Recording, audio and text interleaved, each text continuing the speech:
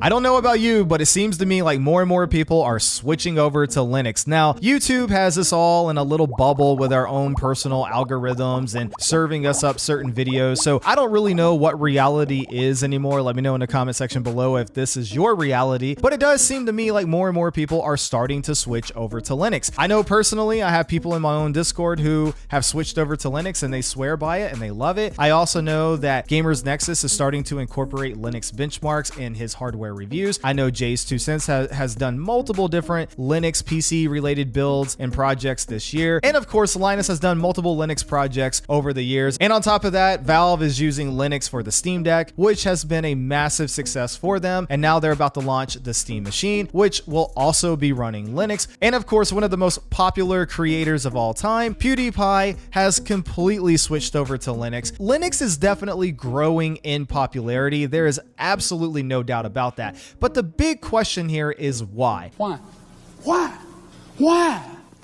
Why does it seem like everyone is starting to switch over to Linux? And the short answer to that is Windows. This video could be titled "Everything Wrong with Windows 11" because that's really what it comes down to. Microsoft has ended support for Windows 10, therefore forcing people over to Windows 11. And it's not just a simple upgrade either, because your hardware has to meet certain requirements. And if your hardware does not meet those requirements, while technically there are some backdoors and ways around of getting into Windows 11, a lot of the average people out there are not going to know that. They don't want to do that. And so now people will go out and spend unnecessary money on newer hardware just so it can run Windows 11. And now their old hardware will become e-waste, most likely. But unfortunately, it doesn't stop there, because while again there are ways around this and you can get Windows 11 for free, technically speaking, Microsoft is charging you for Windows 11. And then after you pay for Windows 11, the install experience is awful. It takes forever to install it. There are like a million different prompts. It takes longer than ever to install Windows when compared to the past installations of Windows. And once you're inside Windows, even if you have paid for it, it doesn't matter, because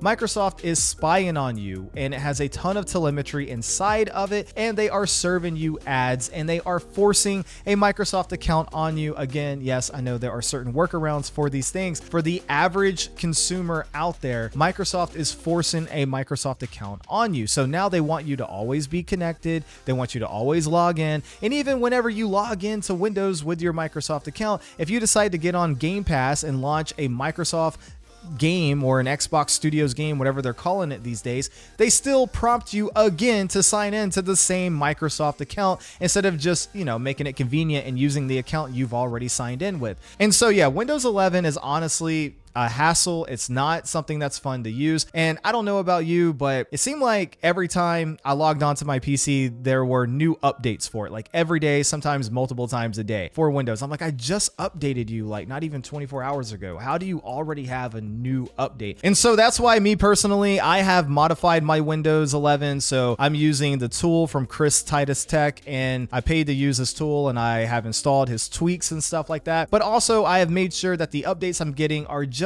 the necessary security updates. I'm delaying all the feature updates until way down the road because I don't want all that crap. I have the operating system set up exactly how I need it and how I want it. Everything's working. I don't want to mess it up. So I'm delaying all the feature updates and I'm just getting the necessary security updates so that, my system is safe online. And I also encourage all of you to do that as well if you haven't done so already, because when I'm looking at some of these videos talking about why I switched over to Linux, a lot of people bring up, the Microsoft updates or the Windows updates, talking about how they're inconvenient, they pop up at the worst times, and there's always a lot of updates for the system. While I agree that is a problem, absolutely, I'm also asking the question, why don't you just default to security updates only, but anyway, maybe they just don't know to do that, because again, you're talking about the average consumer here, right?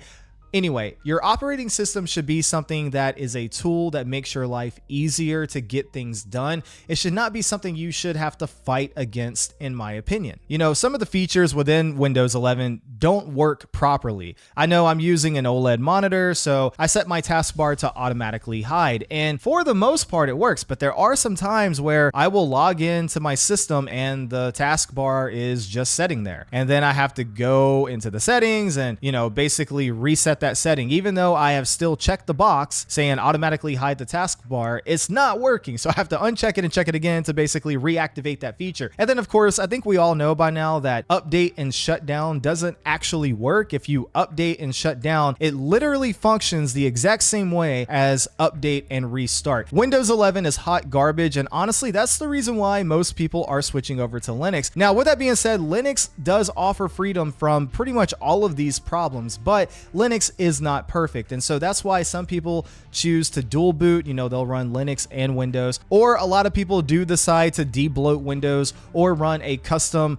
ISO that has a debloated version of Windows on it already. I know Brian over at Tech Yes City, he has made numerous videos talking about how you can make your custom ISO, your own version of Windows 11. You can even use his version of Windows 11, which is a debloated version of Windows 11. Or you can use one of these other operating systems out there, like Ghost Spectre, for example, or you can even use something like the Chris Titus Tech tool that has a bunch of essential tweaks on there. And he's done a great job maintaining that tool and keeping it up to date and explaining what all the features do. And on top of all this, we're now getting things like recall and Copilot forced up on us, and that just adds to the bloat of the system. It also adds to the telemetry and us being spied up on, because Copilot is basically monitoring everything you're doing, and it's very invasive. And so that's why people are using tools like the Chris Titus Tech tool, and they're disabling Copilot, or they're just straight up switching over to Linux. So now, as for me, I do have a PC in the house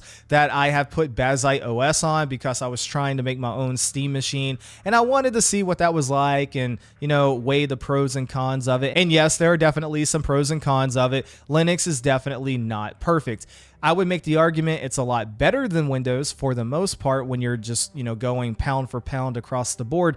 But I think the thing that holds Linux back, and most people know this who have looked into it, is the lack of compatibility on certain things, whether if that's hardware or software. Linux has more compatibility than ever before, and that's truly a beautiful thing, but there are still some things that just don't work on Linux. For example, if you purchase Corsair products, Corsair wants you to use their IQ software to control the RGB of the hardware and to do firmware updates. Unfortunately, IQ, from what I understand, simply does not work on Linux. And so if you're trying to use a Corsair product that depends on IQ, I don't really know the workaround for that on Linux. I don't even know if there's one that exists. I just know that IQ officially does not work on Linux the last time that I checked, which was only a couple of weeks ago. I also know this is true for some other products out there. And of course, in terms of gaming, most games are compatible with Linux and they run really well on Linux. Linux is very snappy and it's lightweight and all of that's great. But unfortunately, any game that takes advantage of anti-cheat that's super invasive at the kernel level, like Battlefield 6, for example, those games will not run on Linux. And so unfortunately, that does force you to either miss out on that game altogether or stay on Windows. And so that's why some people still decide to have a Windows PC or a Linux PC, or they decide to dual boot, or they just hold off on switching to Linux altogether. But with that being said, I do think Linux has a ton of potential, and I do want to see more people switch over to Linux as their daily drivers if they can make everything they need in their life work with Linux, because the more users we get on Linux, the more support ultimately there will be for Linux. Because obviously, once developers and publishers see that, hey, Linux is actually gaining some popularity here, there are actual users over there, and we don't want to lose those users for our product, developers and publishers will start to put more support into, Linux. And so I definitely want to see Linux continue to grow.